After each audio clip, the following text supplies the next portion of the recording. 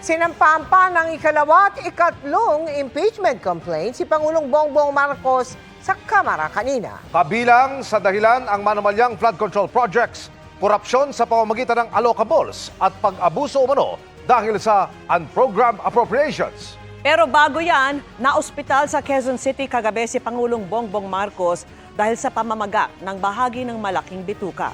Tinutukan niya ni Ivan Mayrina.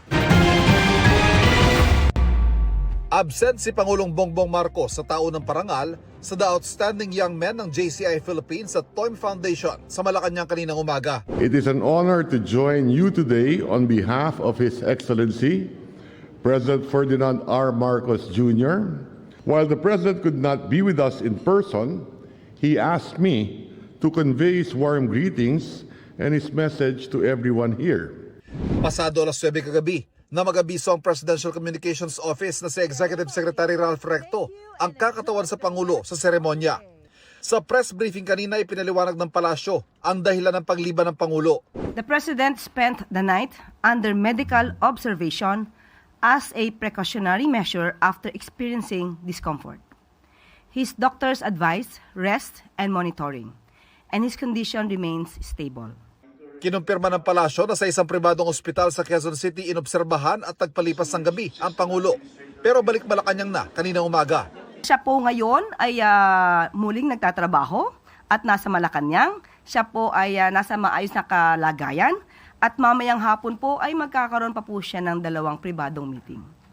Pasado alas 4 ngayong hapon, naglabas ng video si Palace Press Officer Claire Castro at kinumusta ang Pangulo. I'm fine. I'm feeling very different from the way I was feeling before. Naayos na yung problem. What happened was I now have diverticulitis.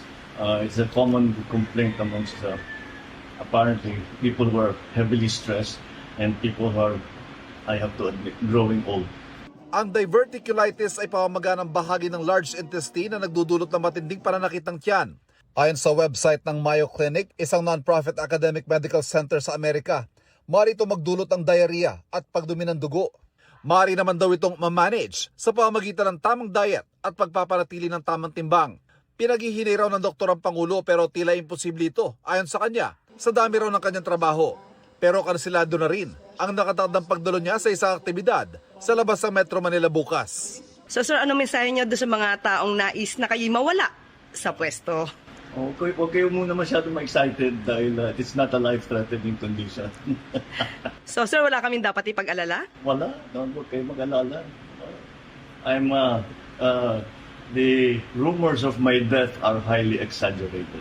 Para sa GMA Integrated News, Ivan Mayrina, nakatutok, 24 oras.